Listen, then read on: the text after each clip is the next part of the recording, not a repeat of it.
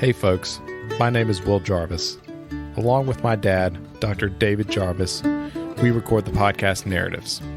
Narratives is a project exploring stories about progress. In what ways are we better off now than in the past? Are there ways that we are worse off? What is the ideal future? How do we build it? Join us as we explore these questions with some of the brightest minds in the world.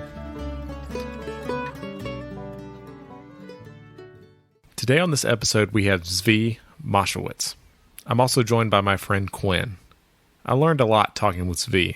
I hope you enjoyed this episode. So hey folks, today on the podcast we have Zvi. Zvi writes the blog Don't Worry About the Vase, which focuses on gaming, rationality, philosophy, economics, trading, life optimization, and a lot more. He's been a professional trader and market maker, and he was the CEO of the personalized medical startup MetaMed. And he's also a member of the Magic the Gathering Hall of Fame, which actually a lot of my friends are really excited about that fact, which I think is cool. How was that bio? Anything else you'd like to add? I think those are the highlights. I am currently making a digital card game. So really cool. I hope to bring that to people sometime next year. We have a alpha and we are getting ready to make the game itself. But that's not something I'm ready to talk about yet. It's ready when it's ready, as with all of these things. Yeah. Very cool. We'll be on the lookout for that. So Quinn, you had a question about Simulacra levels to get started. Would you like to? Yeah, I'm pretty interested in. I've been following the blog for a while, and that's been a very helpful concept for me.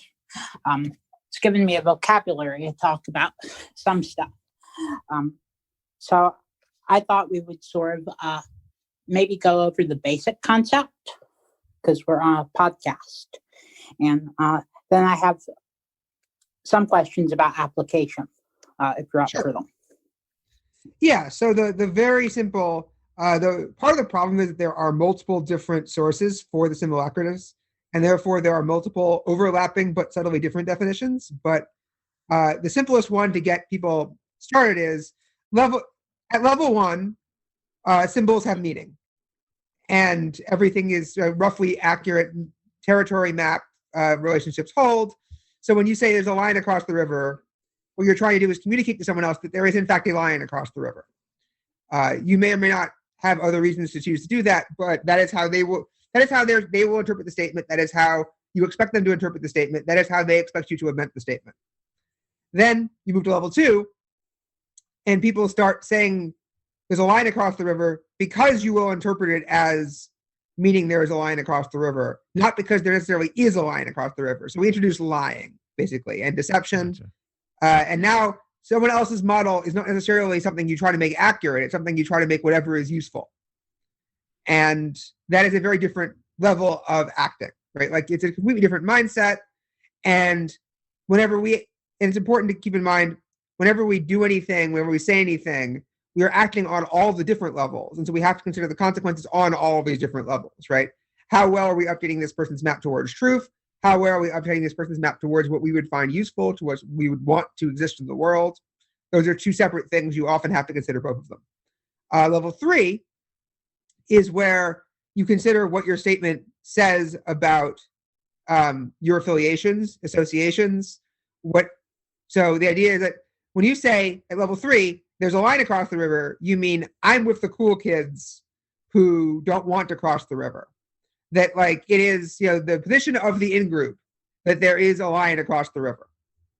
It does not necessarily mean that there is a line across the river. There are forces that pull people even at level three towards saying true statements more often than false statements if there is no countervailing force in a particular situation.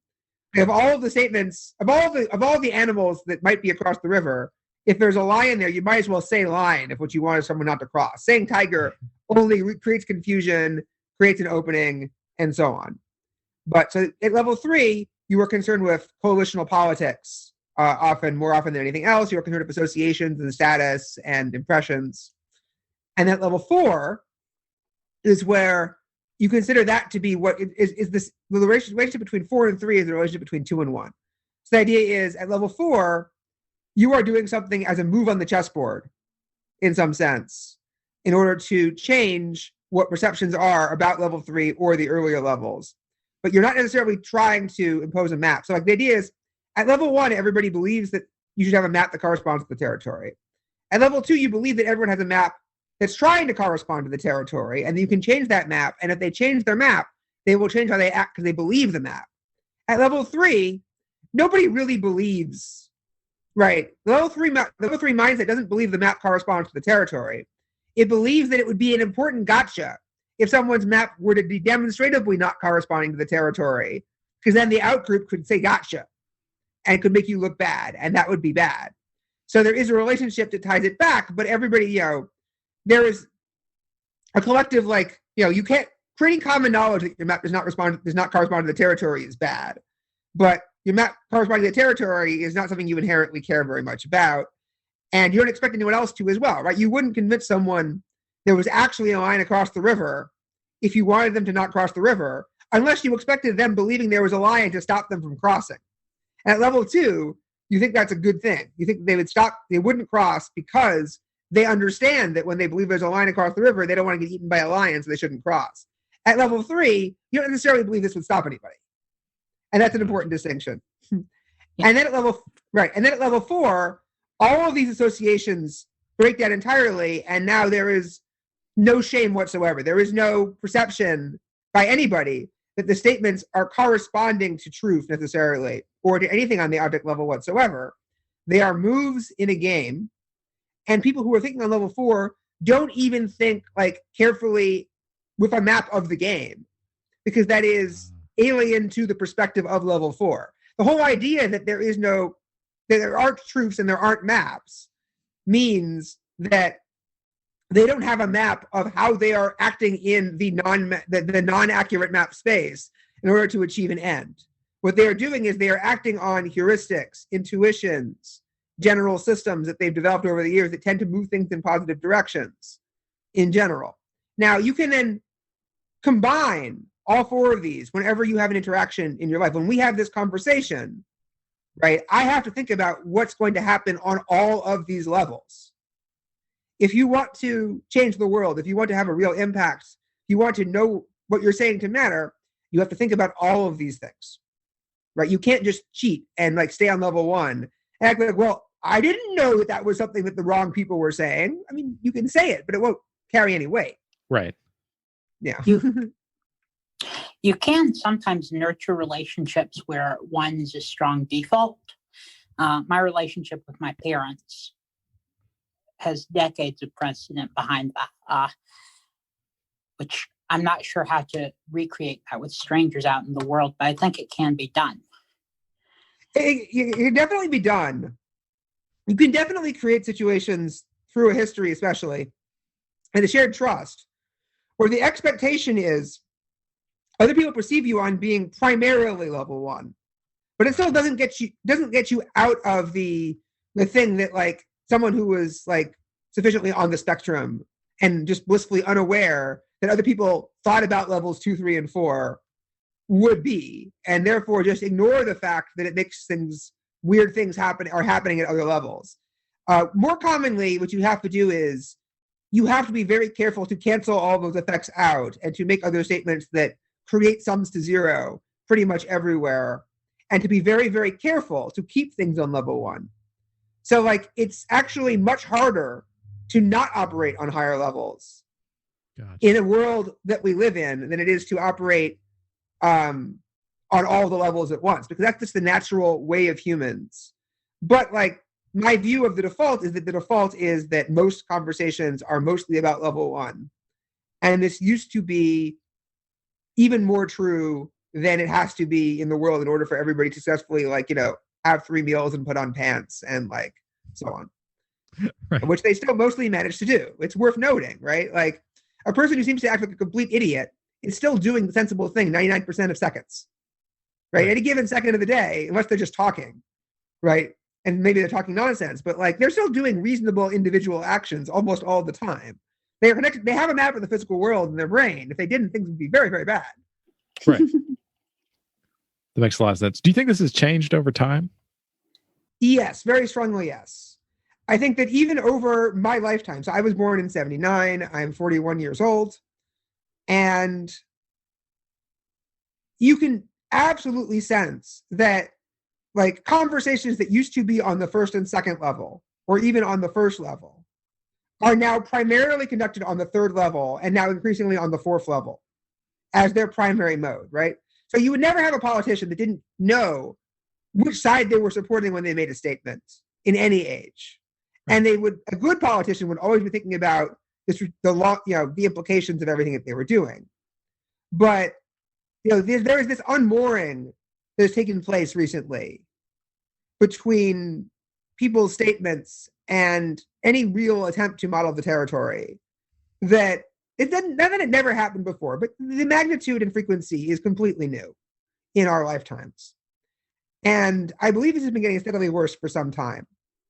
I think that the peak was sometime, the peak of the good thing was like sometime in the 19th or 20th century.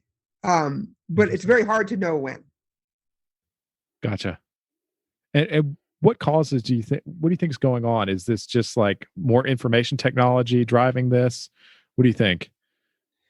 So I do think that there is a cyclic effect over the long term and also locally in the short term.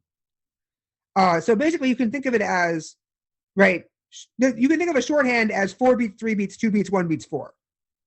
Gotcha. In some important sense, or actually more accurately, 4 beats, 3 beats, 2 beats, 1 beats 0, which is the actual physical world that people are manipulating, which kicks 4 in the ass. Gotcha. Right? Like what happens is you have a physical world and people are trying to put on pants and hunt things with bows and arrows and otherwise like get through their day. And then they figure out to communicate with symbols what's happening, and they do much better. And then people get to lie to them, and they do better than that. And people assemble coalitions, and they beat the liars. And then people manipulate those coalitions, and they beat the coalitions. And while they're playing all these weird high-level semantic games, barbarians come and sack the city. Right, there's still the real world. Right.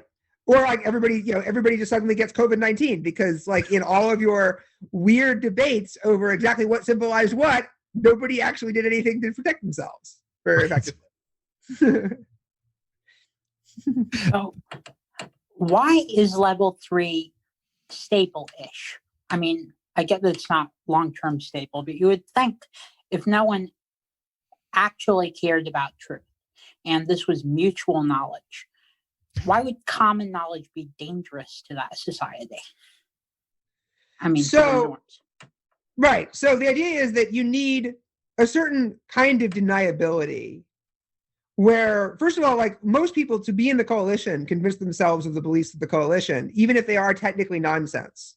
I see. So like if you think about issues where like the left has one universe of beliefs and the right has one completely contradictory universe of beliefs, and you can, I'm sure, whoever you are, think of at least one example where the other side's beliefs you think are just completely off the wall bonkers and obviously false to 1 minute of examination, regardless of which side you're on. I mean, I'm confident this is true. And if you're off to the side, you can think of examples where either of the two sides is bonkers, but certainly one of them. And that doesn't work if there's common knowledge of what happened, right? You have to create plausible deniability. You have to create and maintain doubt. And in general, like it is considered basically one of the things that is most effective when there is, an in-group and an out-group, when there's a blue tribe and a red tribe, when there's us and them, is they are liars, is still a great coalitional move. We have the truth and you are liars, right? Right. Or we have the truth, or it's the irregular verb. We have the truth, you are listening, he's a liar.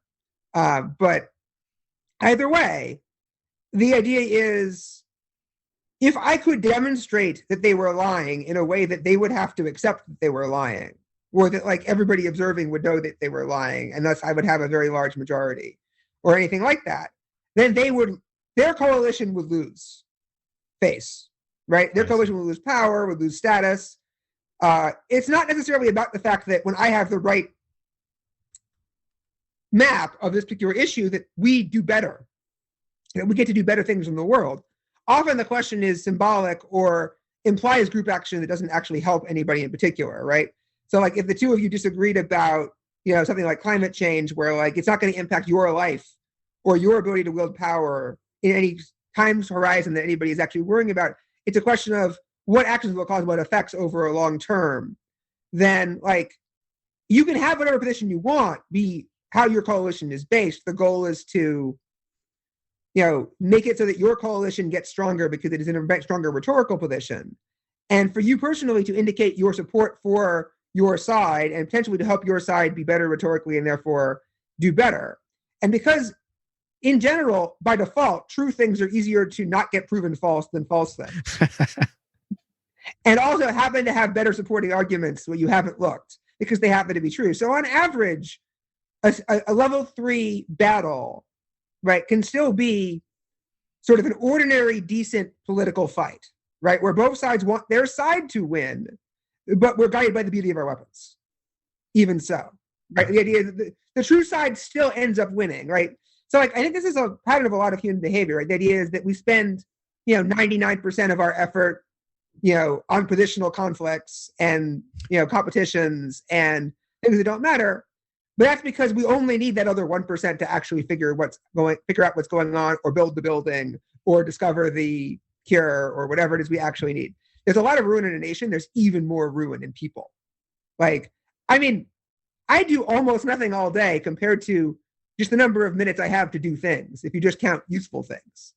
But I'm still an extraordinarily productive, useful person compared to, what I need to be in order to, be an averagely producing member of society that keeps the lights on. Makes sense.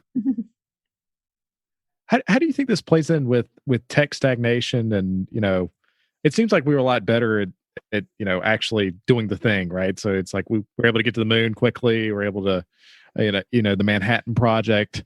How do you think that plays in? Right. So the way we got to the moon was we were put in a situation in which it would be very, very valuable to get to the moon. And it was not practical to pretend we got to the moon. You either get to the moon or you don't. Right. And so once Kennedy says, we're putting a man on the moon, even if he has no idea if we can or how, by the end of the decade and returning him safely to the Earth, now, like, our best coalitional move in our battle against the outgroup of the Soviets is to actually put a man on the moon and actually return him safely to the Earth. Because if we tried to fake it, we would be caught. And because the Russians are actually, like, pretty good at figuring out that we're faking it and pointing this out. So we have to do it for real. So we do it for real. It doesn't mean it's just trivial because we have to do it, we do it. But it turns out that, like, there's this thing in Star Trek where there will be a sudden need for technology that has not been developed, or a technique that has not been uncovered, right, in order to have people not die, or this new civilization, this new world not collapse, or something awful not happen. And within the next 15 minutes, people will start saying words and come up with ideas and suddenly do the thing, right? And that was basically NASA for a number of years. And at first I thought this was just nonsense and this was not a realistic thing that ever happens. Yeah. And now I think it's basically accurate. That if you have a bunch of, like, properly trained, in the relevant background, right, smart people, and they suddenly actually have to figure things out because the ship is about to explode and it's time to shut up and do the impossible, they actually reasonably often just will. And the other half of that is that they will also blatantly ignore the implications of the thing they just developed almost every time. Right? At the end of the episode, it's like, well, that could actually revolutionize. Shut up. Right? Like, who is the regulator behind the Federation? Where, like, you solved aging again? Yeah, don't talk about it. Right? Like, oh, we could just, like, replace our transporters with this. This is way better. Yeah, but we won't. Yeah, like that. And we're like that. Right? Like, so, like, but in going to the moon, we had to develop lots of these new physical things. And because we were actually in a show-off physical things competition with the Soviets, because the Soviets' big specialty was, look at us, we do physical things really well. We will bury you in all the physical things. And then we pointed out, oh, by the way, no, you don't. And you're terrible. Like, you're good at, like, mass-producing generic, like, low-level stuff through command economy and catch-up mode. And that's it. And we're going to prove it to you basically by, like, not screwing things up too badly because we can't afford to right now. And then, like, the Soviets were forced to shift to, like, oh, but what about your social justice? And then like we had a different set of conversations for a while, but they'd already lost the material argument, and that's what it turned out to matter. Exactly. And eventually we won because they were out of stuff, right? Like we can just run the ball down their throat, and they just right. But the problem is the problem is now there's no particular like until COVID-19 hit us in the kicked us in the ass, right? Level 0 kicking level 4 in the face.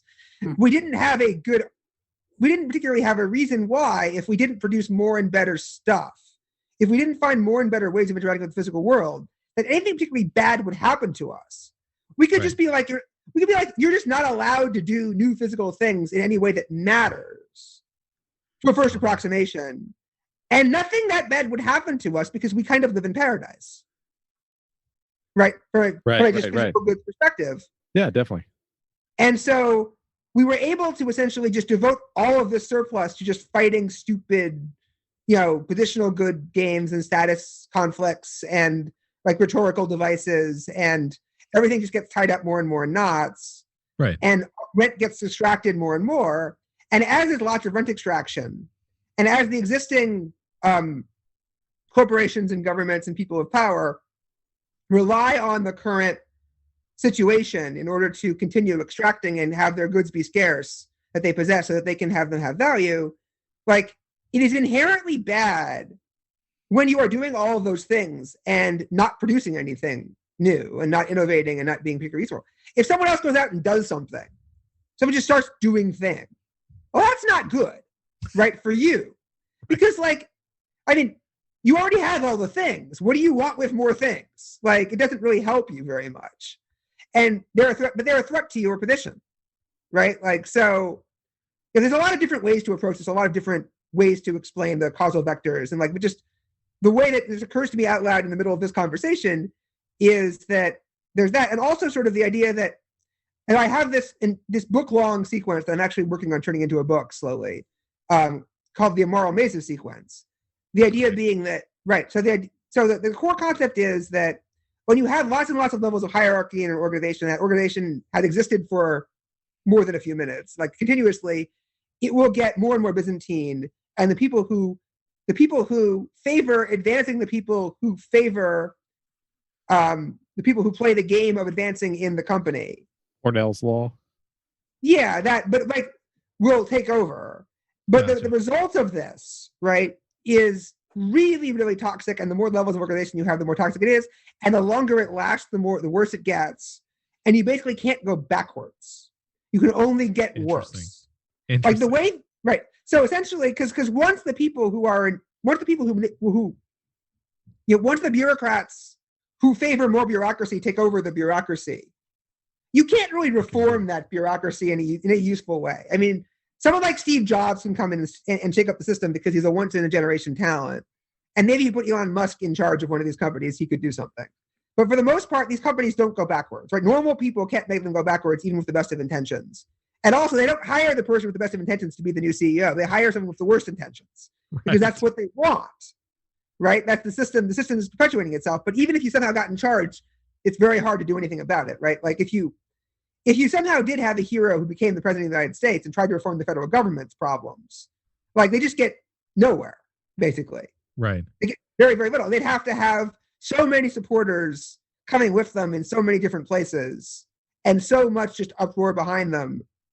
And also they'd be better off starting over, more or less. Right. And so the idea is the way that you get better is not like you take IBM and you reform IBM and make IBM a good company again. No, what happens is you found Microsoft instead, and you beat IBM. And you take over from IBM, and then Microsoft can start over, right? And doesn't have these inherent problems. You started with a team of people who wanted to build software and offer value. And then over time, Microsoft becomes the same as IBM, right? It develops those problems because, you can hold it back. You can slow it down. And for someone like Bill Gates, right, like Bill Gates can slow this down a bunch, but like he's not going to be in charge forever. And eventually you're going to slip. And also, once you get big enough, like it takes increasingly heroic efforts to stop it from starting. And then what happens is, no, you don't get to just reset Microsoft either, right? You get Google. Exactly. And then Google replaces Microsoft. Like, I mean, this might be the wrong story, but like, the idea. And then, in theory, someone else now replaces Google. right? Like at some point, because Google, at first it was like these two guys at the search engine who were building a thing. And then they tried extraordinarily hard to keep it a culture of producing stuff. But increasingly, I hear from people who used to be in Google or who are in Google or who relate to Google, and I look at Google's products, and it's clear that like they're losing this battle, right? They're not losing it particularly fast. Like they acquitted themselves of honor. They brought a lot of value to our society. I'm still happy to own their stock, but they're not going to get better, right? This problem is not going to go away. They're going to collect their monopoly rents. They're going to use their unique position to like acquire things that other people build. But like they're going to keep making their own products worse because the incentives inside Google are no longer to make things better rather than worse. They are to make things worse rather than better. Right? And this is not to say that Google is particularly unique, right? This is how it is. And so the problem we have is that too big to fail has come to Western civilization, basically. Right. And this seems particularly pernicious with governments because it's a lot harder to found a new government and just replace one when they, you have a monopoly on violence. You don't want to just, It's very hard to right. I mean, you have a nice thing where like we have different groups and occasionally we switch between who's in charge. So you have somewhat of a small reset, right? Like you sort of have at certain places you do kind of have a reset. You also kind of don't have a reset if they're both continuous. And that helps maybe a little. And like there are certain like physical checks where there used to be, right? Like if you are, if you let the things like the people will basically say if the economy is bad, if we can't get jobs, if we can't put food on the table, we're going to vote out the party in power and replace the people in the Congress and replace the president. And then smart people say, but it's not their fault. They didn't do anything. The president couldn't have changed that. Like Trump is not very little to do with the current GDP. Right. Good or bad, because there was about COVID. Right, he didn't have any leverage, right? He could have, and he probably couldn't. He probably like, we're not going to get into exactly what counterfactuals could have happened, but like the U.S. was not going to do South Korea, right? Like there's no like world in which Hillary Clinton suddenly saves the day and we never have COVID, and like we've all been going to bars for the past 6 months indoors without worrying about it. That just was never going to happen, like regardless of whether it's better or worse. But the idea being that they just say, okay, it's a good heuristic to say when physical life is hard and bad, you just throw the bums out, and that way the bums have an incentive to try and make physical life better rather than worse. Better. And it's like, well, if we tried to be careful and figure out exactly what you did and didn't do, we just get it wrong. You just fool us. We're not able to be close attention. We're not very smart. You're telling us different stories. We don't know who to believe. It's a very reasonable proposition to say, well, on the margin, the people who are swingy just say, well, do we like what's going on? No. Who's not in power? That guy, right? We like what's going on? Cool. Keep the guy we have, right? It's much better than random. And it keeps people honest, and it prevents the worst from happening in an important sense, which is kind of like what you're most afraid of. Right. The problem being, we don't have these physical things staring us in the face the way we used to. And the way that and we're scared of it happening, like we're scared that this giant superstructure we built is kind of fragile. Right, that like one big institution fails and a lot of things might come down with it.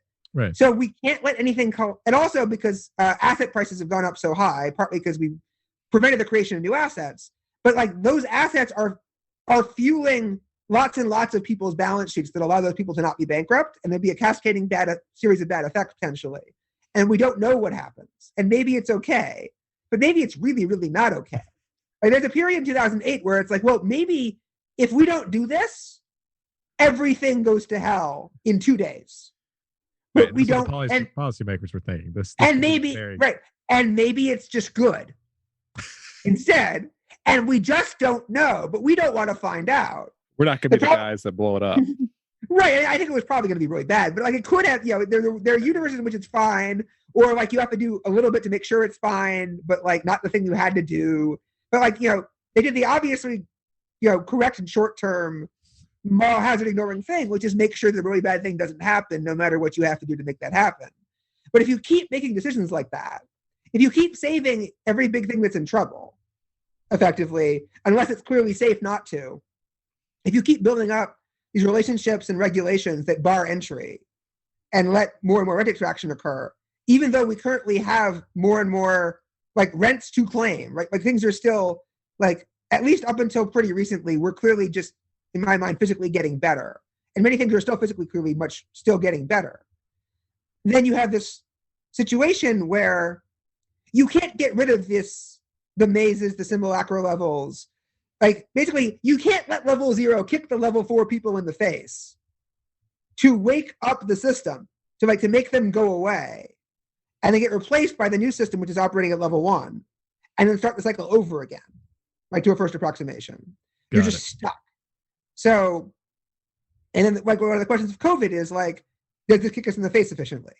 Right? Does this help us get kicked in the That's the question.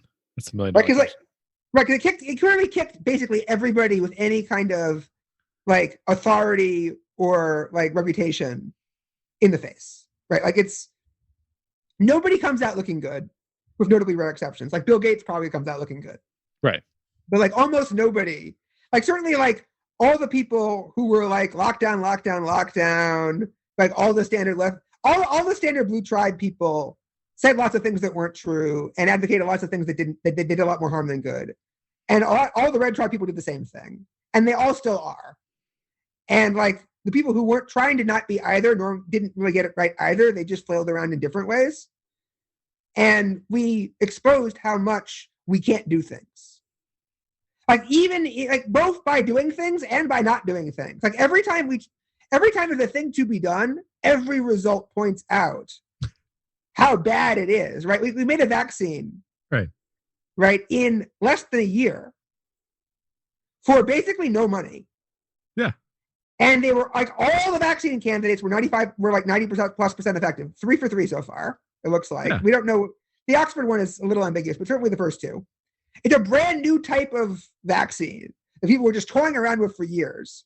And it's not like we didn't have other diseases we wanted vaccinations against. Yeah. And that we just didn't think it was that important, right? We just basically said it wasn't worth it for us to authorize the ability to actually do vaccine research properly. Like Operation Warp Speed done on just some other disease that we don't like, rather to get rid of, would clearly have been super cost effective.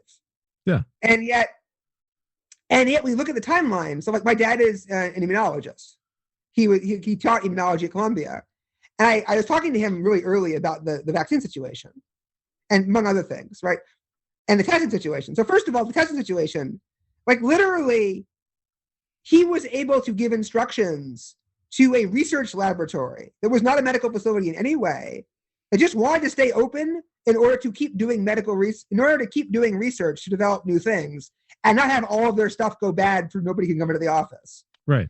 And they were able to literally just run a COVID test on every employee every day in March. Or they didn't do it every day because they didn't have to, but like at least once a week. Like they just kept testing everyone, caught 2 positives, sent them home. Nobody else got it. Right? For effectively zero money. Running the test at the lab. And the FDA, of course, was like, stop doing this. This is illegal. This is terrible. Exactly. You give people false information. You're corrupting the statistics. You're doing all these horrible things. But there was nothing stopping. Like, he didn't have any special skills. He had ordinary skills. What's called ordinary skill in the art, right? He just knew how to create this test because everybody knows how to create the test. And like, we could have just had every research facility in the country doing this. And not just for themselves, but for like 1,000 times as many people outside. We could have just changed what they're doing to be primarily this. And we could have solved the whole problem in April. But we just didn't. Right. Right. And like, we just did, so like we both ramped up our testing really well compared to a world where we didn't. We're now doing like 1.5 million, 1.6 million a day. And like, but you see this just steady curve upwards, basically straight line. You see it's just a straight line graph. Like you just see like the x-axis, the y-axis, and then just a diagonal line through the 0 point over time. It's like, yep, that's how many tests we can run. And like, why? Some sort of regulatory barrier, unclear. Why are we running all the other tests? The FDA said no. The CDC says no. Like these people were just telling us no. And then look at the vaccine. So I asked about the vaccine. He's like, I can create a vaccine in a day. Like, again, he's not a coronavirus person. Yeah. Not a vaccine guy. Just a normal immunologist. He's like, I can create a vaccine candidate, like just like all these. That's the candidate. I can create this vaccine in one day. It's just about testing it to see if it works, see if it's safe. If we had used challenge trials, if we had not gone through step by step by step, like, why do we need, thing I don't understand, why do we need to wait for 2 months of safety data from phase 3 trials? We already did a phase 2 safety trial. Exactly. Can't we use phase 2 to do safety? Yeah. And that's even assuming we can't just do challenge trials. We can do challenge trials. And also, like, yeah, if we did challenge trials, again, we could have had the vaccine candidates in March, done challenge trials and safety trials in April at the latest. Had the 2 months of safety data in June, be distributing the same thing by late June. Nothing was stopping us except we don't have will. But like, that's the Star Trek thing, right? If this thing was, instead of being 1% deadly, 50% deadly, you're damn well be sure we would have had it. Right. Right? It's just we didn't care enough. This wasn't good enough. Oh. We would rather do the Hansonian thing of destroying our economy and people's livelihoods and a year of their lives, rather than authorize a bunch of challenge trials and a bunch of payments for safety data to be acquired quicker. God. Like, if I was the president, there would have been a friggin' vaccine trial draft. Yeah. There had to be. I'd be like, you're getting this out next week. I don't care what it costs. The safety data starts coming in tomorrow. Exactly. Like, I don't care if I have to be on television being the first person to get it to show people that we're serious. I'm getting a skin in the game and we're doing this thing. Yep. Because that's what you do. But that would be a civilization that cared, right? Alternatively, we could just do what South Korea did or Australia did and actually just use the stupid tools enough, right? Just more, like, I mean, basically South Korea was just like, so you're saying I could use more DACA? Okay. Sure. I'll just use more DACA and like a culture that actually listens to people who tell them what to do. Instead of just being, you can't push me around. Right, exactly. I mean, I'm not telling you anything you already know. Yeah. There's more going on here than lack of will. Benjamin Hoffman has some old blog post about, I think it's The Engineer and the Diplomat, about people fluidly, effortlessly coordinating to prevent interesting conversations from happening.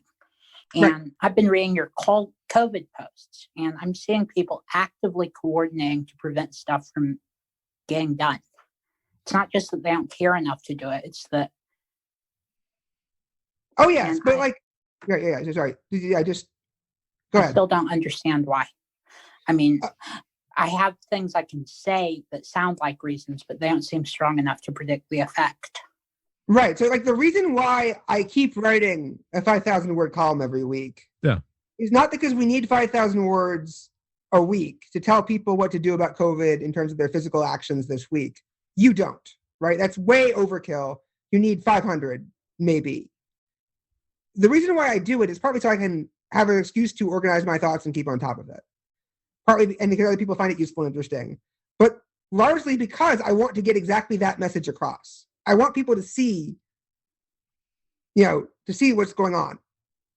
Like, I can see the Matrix. Like, I can see why that, like, this is not a failure of, like, when I say a failure of will, right, I simply mean if we cared enough in a positive direction, if we cared enough and actively wanted to do these things, we could do these things very easily.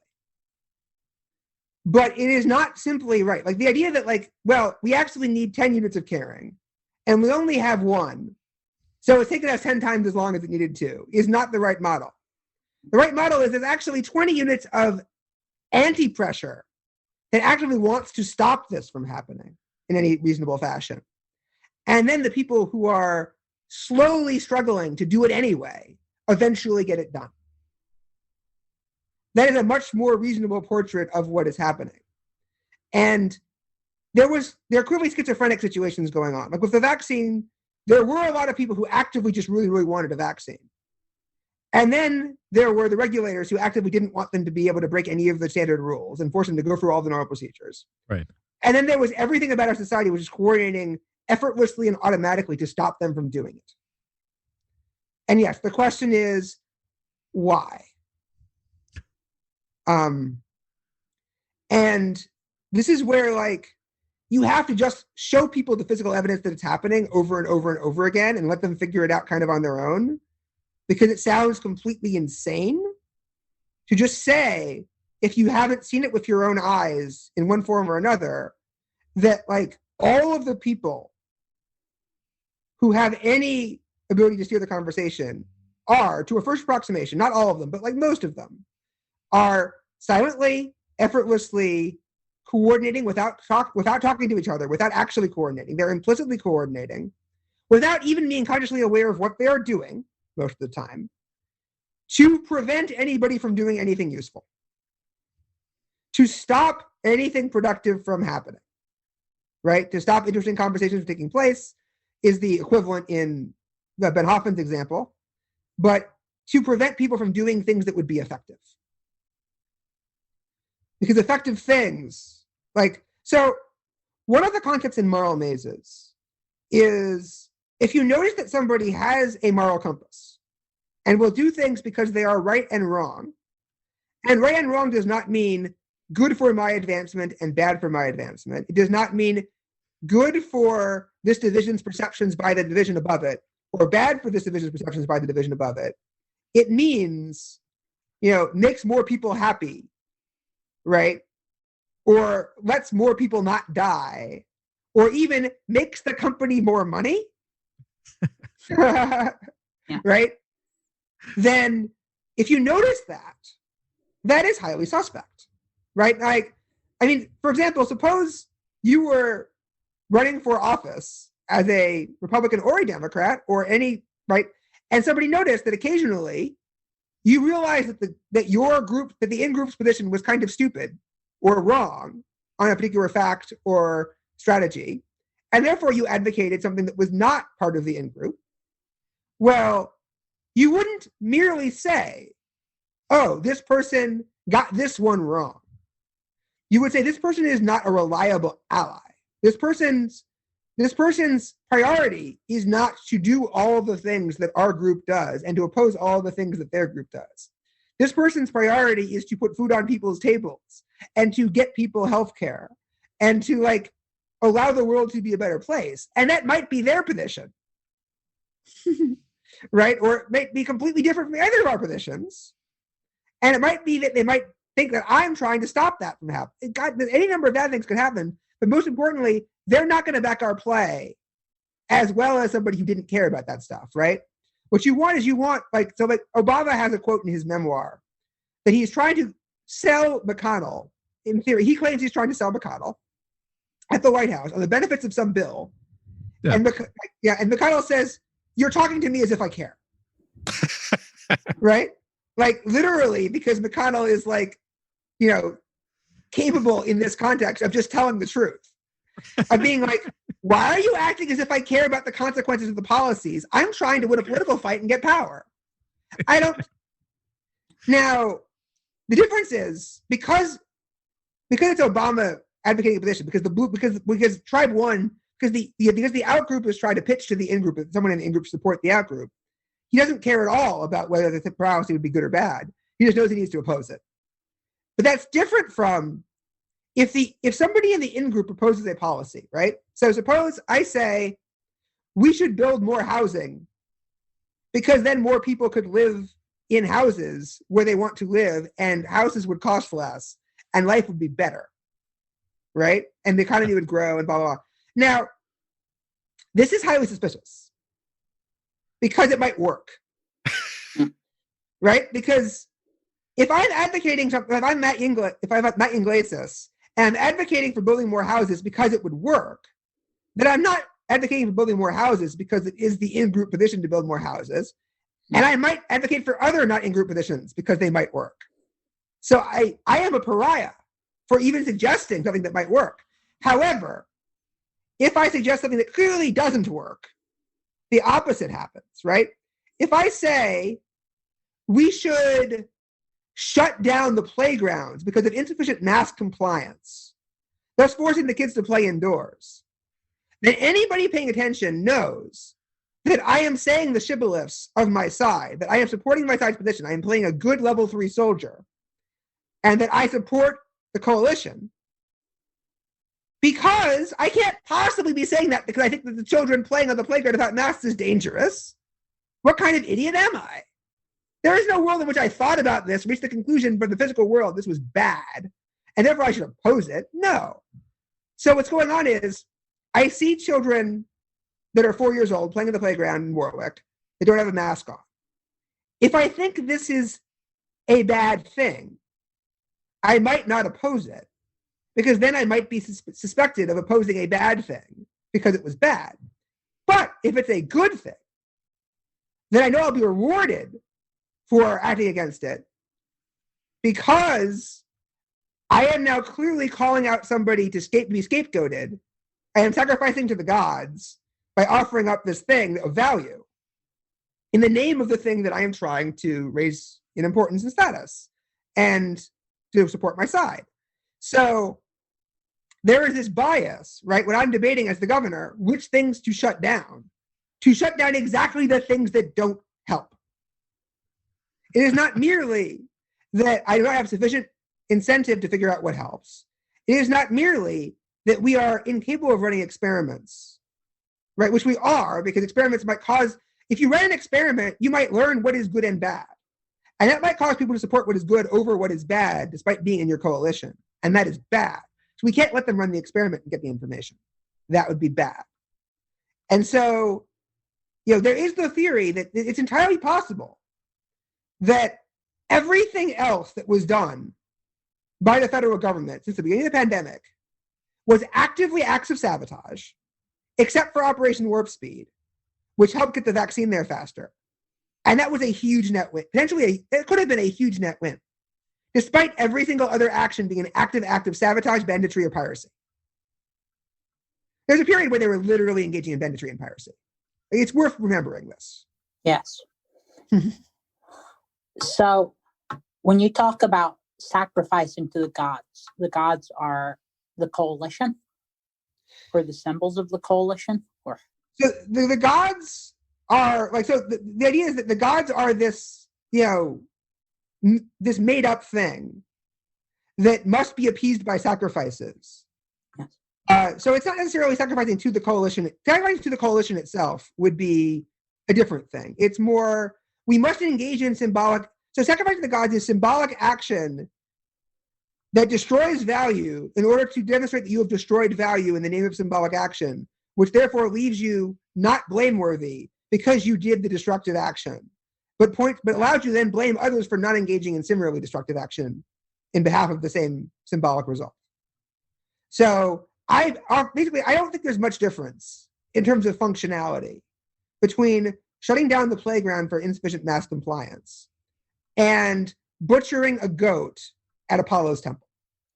No, they're a lot closer than us moderns would like to admit. Except that the priests get to eat the goat. There's the difference. There's a real benefit. Right. That's fascinating. Gwen, do you have a question? I'm just putting things together.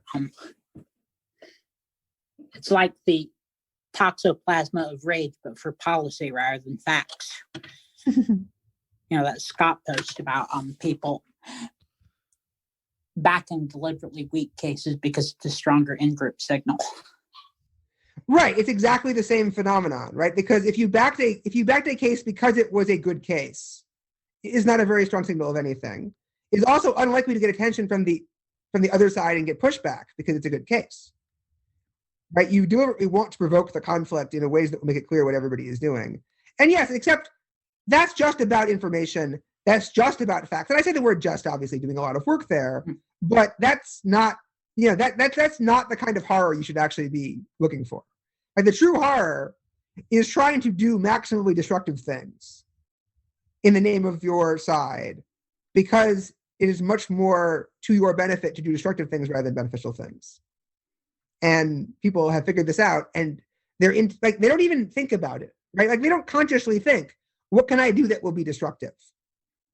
They think, what can I do that people will like, that will like help me accomplish my goals? And their brains automatically have learned, pick the thing that doesn't work. Gotcha. Good Lord. So you also have a post about asymmetric justice, which seems like a application of the Copenhagen interpretation of ethics. The results in inaction. Right. I directly actually call out the Copenhagen interpretation, I believe, right at the beginning. So that came out of a conversation actually with Ben Hoffman and another person, where we were talking back in New York. We met in person back when that was allowed, right before the pandemic. It was kind of cool. And we walked around and we talked about some stuff. And it was clear that this person hated almost all large institutions, especially and concepts like capitalism even, because they caused specific harm. That wasn't necessarily even like more likely or directly caused by them, but more like they were interacting with the problem. It was more like a, Copenhagen interpretation like level thing sometimes, but also just directly like, if you have winners and losers, right, you're responsible for the losers. That makes you a horrible person. And I basically argued, but what about the winners? I asked the question, right? And the answer was, don't care, right? Like, you might be right. There might be winners, but I don't care. It's horrible to create losers. I mean, there's a certain amount of like, you stop you shoot one innocent person and suddenly your entire 20-year career as a policeman is forgotten helping people. What's up with that? Right? Like, that doesn't seem fair, but we understand why in that situation that's a reasonable thing to say. But like, if you think about it, like if you found a company and you sell a product, you make a product for $1 and you sell it for $10. The average person who buys it, if they're willing to buy it, probably gets, $50, $100 worth of value out of that thing. So you're capturing, and that's if you're lucky, right? You're capturing a very small portion of the net utility, right? Like I get, like, if you think about it, like when Sergey Brin, right, and when Sergey and company founded Google and Larry Page, they created one of the world's most valuable corporations, but captured, well, if you had to guess, what percentage of the value created by Google, right? Tiny. More or less than one, right? Yeah. Right. But if someone has a specific harm against Google, they can sue and collect not only the damages, but punitive damages on top of that. And people will call them out for specific things that Google did wrong and roast them in the press and call for them to be split up or regulated or attacked or whatever. And the same thing is true for a person, right? Like if I offered like advice, one of the things that like I will write in the column sometimes is, this is not medical advice. This is not, I'll even say this is not investment advice sometimes, right? Like I'll just do the Matt Levine thing. Like totally, like just keep repeating, not investment advice, not investment advice, not investment advice. Don't do this, don't do this, don't do this. And so obviously the point of conveying this type of information is so people can do better, make better decisions and learn about the world, but also make better decisions. And obviously a lot of things I share are so that there is an implied piece of advice that if you just followed the logical conclusions of the things that I'm saying, you would figure out what you probably should be doing and more likely you are likely to do it. But if I am giving advice, then anybody whose life turned out badly because they did that advice instead of something else, and anytime you advise someone to change their behavior in order to either make sure not to get COVID or make sure not to let their life pass them by while avoiding COVID, that someone will either at some point get COVID when they wouldn't have, or miss out on something when they wouldn't have. And their life would be worse. And they could theoretically sue my ass, right? And that would be very bad. And that'd be true even if every single person reading that made the right decision, but they got unlucky. And so this just keeps being the way things work over and over and over again. If you act, if you are seen as the one acting, then you are responsible for every little thing that goes wrong, 100%, or even more than 100%. And you get credit for very little of the gains, right? Like in the trolley problem, right? Like what is the legal answer to the trolley problem? I mean, it's complicated, but like the legal equivalent of a non-explicit, like a soft trolley problem is you go to jail. Right? If you flip the switch, you go to jail. Right? Like if you push the fat man off of the bridge, to stop the train and it works, you sacrifice 2 lives to save 5, not 1, because you're going to jail. But we're all worse off. I'm not saying you should or shouldn't do it. I'm saying society will not look kindly upon this decision. And you know this. So act accordingly. That's wild. You see that in a lot of large institutions where and companies where after a period of time, no one, very few people do anything, and they try and avoid doing things because there's downside risk to doing things. Right. There's also the fact that, like, realistically speaking, a lot of people, not everyone, but like at least half the people, have essentially everything they could ever want to a first approximation in some important sense, right? So, like, I have a family. I have, FU levels of savings, basically, / the ability to earn whatever I need to, whenever I need to. Yeah. I have all of the entertainments the world has ever created to a first approximation at my fingertips. I have good friends. And basically, like, I have good friends. They don't live down the street. But, I've got the rest. Yeah. And so, if I try doing something and I destroy someone's life, I could lose everything. Something goes really wrong, I could lose everything. If I made $1 billion, that's just more money, more problems. Yeah, it doesn't. Right? I might want to, like, save the world, create friendly AI or immortality or whatever. I might have big plans myself. But for most people, in most situations, right, the upside of being better than upper middle class, or certainly better than lower upper class, is basically zero. Right? Like, I eat exactly what I want whenever I want, subject to restaurants being dangerous places to be. Right. Right? Like, I have all of the material goods that I actually care about whenever I want them. And I'm not that rich. Right? The people who have 1,000 times more money than me and, have gold-plated toilets and private jets and, personal servants and all that, are they better off? A little, maybe, probably worse. Right? Like, so in that situation, why would I do anything? Right? In some important sense, right? That had consequences, right? Like, in a world in which, it used to be like you were king, you've got a palace of 1,000 virgins guarded by eunuchs, like, literally, right? Yeah. And you'd periodically go down there and try to sire as many children as possible, because that was, like, how you won in points and genetic lottery. And it was kind of, so it made sense to try and be the king in some sense. But in terms of your, like, today, right? Like, it makes, do you think Barack Obama increases his inclusive survival fitness by running for president? Oh God, no. It went way down. Right? It just you're aging yourself by 10 years. Yeah. Right? Like, it doesn't help you. Does this at least partially explain why interest rates trend downward and why they, are now negative to some extent? I mean, it could be a little bit of it, like, but basically there's no reason to that's just supply and demand, right? To some real extent. Like, if everybody wants to push their consumption forward, right, then there's no reason to charge interest.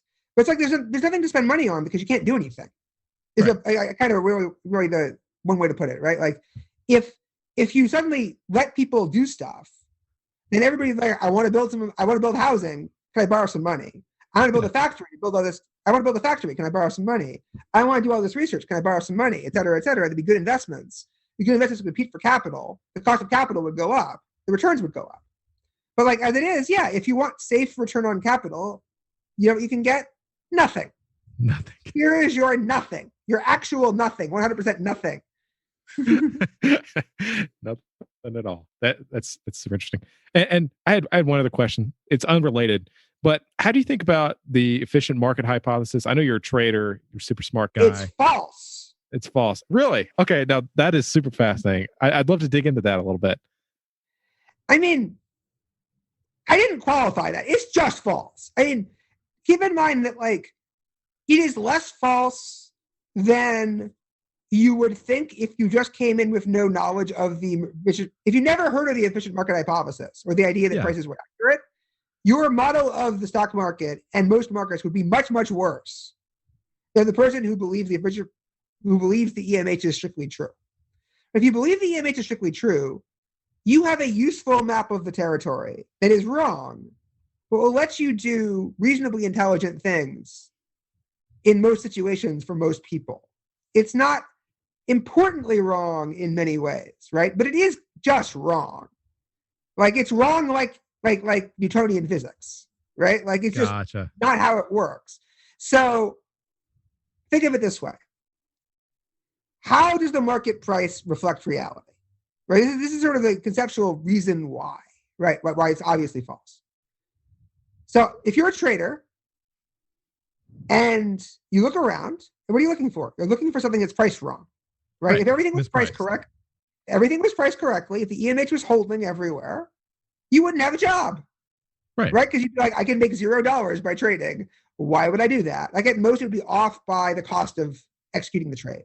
Yeah. To be like, okay, maybe it's trading 38 cents at 40, $96.38 at $96.40. And it's really worth $96.38 rather than 39 cents. So it's slightly mispriced. Right. And like maybe I get a subsidy from trading on this particular exchange and I can like make like 0.003 cents by like taking this and then market making to get rid of it. And like I have this plan. And yeah, there are people who operate like that, right? They basically believe the AMH. Yeah. And they're hyper frequency traders and they try to eke out a tiny, tiny little living. Yeah. But like the reason why the price is accurate is because it's not, right? So the idea is that I see that the price is wrong and then I fix it. So the reason why I'm willing to go fix it is because I have a plausible theory that the price is often wrong. And if the only people who were trying to fix this price were people who didn't realize the prices were mostly accurate, then they wouldn't collectively have the intelligence to get the accurate price. Right. Right? Like if I'm a trader, right, realistically speaking, I demand a return on capital that's much, much higher on an intelligent trader than the 0% you can get in the outside world. Right? When I was at Jane Street Capital, we had this concept called what's the return on capital you need right now to make a trade, right? What's the annual return on every trade that you make? Yeah. That's as good as leaving the money in reserve for the next person to use that capital for the best trade that comes along tomorrow or the next hour or whatever. And that number was never that low, right? Like almost ever. There was always good things to do that made us money. Interesting. Which is a question of, is this better than the other things we could do to make us money? Gotcha. And again, it has to be that, like, again, I'm not going to go in and fix a number that's like maybe a tiny bit wrong. Unless I have a mathematical model that just says on average is a tiny bit wrong and I can just do this a billion times and make money. Right. But there's a lot of human elements in the right price of a stock, right? There's a lot of things going on in the world that want to be factored into that price. And the only way I'm going to incorporate those things is if the price is clearly wrong enough that I can go through the trade, take on the risk, tie up the capital, unload the thing, once people figure out what's going on, and make money. If I have a long-term realization, it has to be really wrong, right? Like so as an example, like I noticed that Magic the Gathering Arena, the new way to play Magic the Gathering, yeah, was a much better product than people were realizing, and was going to be played by more people than anybody in the stock market who didn't understand, who didn't have the domain knowledge, would know. Now, I can choose to buy Hasbro stock to reflect this opinion. But what amount of error do I have to think is in Hasbro stock from this mistake before I'm willing to do this, before I buy Hasbro instead of doing anything else with my money? Right? I have to think it's a really big mistake. Right. So how does that domain knowledge enter the price of Hasbro? Well, it enters the price of Hasbro because people like me think the number is really wrong.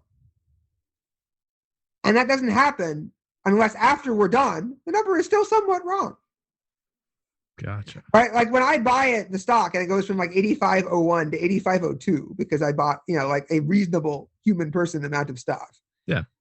The price is not like suddenly accurate. It's just maybe it was supposed to be 89, right? Or 96.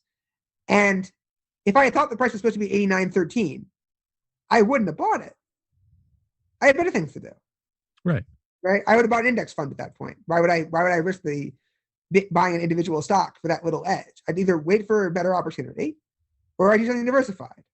So, the market can only be as accurate as it profits a man to fix. That makes sense. Right. And so that's a limit on how accurate it's going to be. And that's about how accurate it is. It's accurate enough that, like, if the opportunity is glaringly clear, it'll be taken until it's not. Gotcha. But if it's not clear, it'll stick around. Right? I mean, at random. Like sometimes it'll be the other direction, obviously. There's various forces going around. Another way to look at it is there are people who do things for dumb reasons. Yeah. Right? And so like I did sports gambling for a while, right? Oh, so like one way to model sports gambling is you have your sharps and you have your squares. Right? The sharps are people who actually like know all the statistics and watch the games with a critical eye and like know who's injured and know the matchups and have simulations and models that they run on their computers and they do all this stuff and they look at all the lines historically and they figure out what the odds are supposed to be and they have, with a large amount of error, especially in football, but like not huge amount of error, they have an idea of what the price is supposed to be. And the squares are a bunch of fans, right? A bunch of partisans, a bunch of idiots. Right. They bet on the Yankees. Exactly. Yeah. Well, they bet on the Yankees. They bet on the Yankees more often because of the Yankees. Yeah. They bet on the Lakers because of the Lakers. They bet on favorites because favorites win. And they like rooting for teams that win. They bet on the over instead of the under. They do all these stupid moves. And they're stupid because there's a lot of squares and there aren't anti-squares to the same extent, right? And so you can predictably know that the price is wrong. And what's going on is that the squares will move the price until they've created enough value for the sharps to be willing to commit enough capital to balance out the squares action. And the sharps include the sports books themselves that are booking the action, right? They know who their sharps are, they know the right side, they'll take a certain amount of extra square money and just book it themselves. But the idea being that like it has to add up. It's not going to add up at the fair price almost ever unless the squares happen to not care what the price is and be balanced. Or like the naive price happens to be correct. Like the NBA sort of has a very, very easy to calculate number it's supposed to be that like the average fan in a bar could figure out what that number is on intuition if they've been like looking at numbers for a week. Right. Like, and so if the number is 7, it was supposed to be 7, it's probably just 7. Or the number just happens to be accurate today. But if it's 7, if it's supposed to be 7, according to these idiots in the bar, and you see a 5, take the 5. Go for it. Right? Yeah. I actually like important, like real tip. If you need to make money, this will actually work. You take a printout of the lines of the NBA, right? You go to a sports bar where they watch the NBA. And you say, who do you like? And you find that game where everyone likes the same side and it's not the home team at that bar. And you bet against them. And you just do that every night. All you have to do. I wish I was kidding, and I'm not. That's fascinating. That's really cool. Super interesting. Gwen, do you have any other questions? I don't think so. I have a lot of stuff to put together. I did want to say thanks for the column. It really is. It's excellent. It is. And it's you think clearly. And that can be balm sometimes. Just the you can kind of relax reading it because things are going to make sense. And if they don't make sense, you steer at it and eventually it does make sense. Yeah, and There's if it doesn't, then if it doesn't after that, you should probably just write a comment and say that didn't actually make sense. What's going on? And then like I'll have to confront the fact that I didn't communicate very clearly, probably, if nothing else, right? Or I might have made a mistake. So yeah, no, it was weird because it was really scary. Because like at the beginning of the pandemic, right, I felt like, well, I'm not a doctor, I don't know anything. I just don't want to say things because I'll just get them wrong. And then I was like, no, actually, I know some things that clearly like the doctors don't know. Like I know that like it's like early March and you should be freaking out and getting ready for this. Right. And so I said some things. And then I started saying more and more things and realizing that, well, actually, I can make sense of this better than the other sources I know about. And people seem to be appreciating this. So I should keep going. And now I just don't even notice, right? This idea that I can actually like think about these processes in real time, week to week, and make sense. And occasionally someone will, strike back with, but experts, but like they never have any content to their criticisms. Right. So I stopped worrying about it. So, yeah. Well, thanks, Z. Where should people find your work? Is there anything you'd like to send people to? So my blog is thezvi, THEZVI.wordpress.com. You can also find all of my posts on Less Wrong if you want to. I prefer to engage in comments on my own blog. I get notifications with them better. And it's sort of my space. It's different norms. I prefer to be much more open to just discuss whatever I want to discuss and so on. But both, feel free to access it whatever way you prefer. If you find the things useful, sharing how people find it is always good. Beyond that, nothing to pimp right now. My hope is that I will have a game to pimp, within a year. But, it's been rough on all of us trying to make progress with COVID. Right. And so, it's been slow going, but, hopefully soon. Great. Well, we're looking forward to it. All right. Thanks, V. All right. Bye.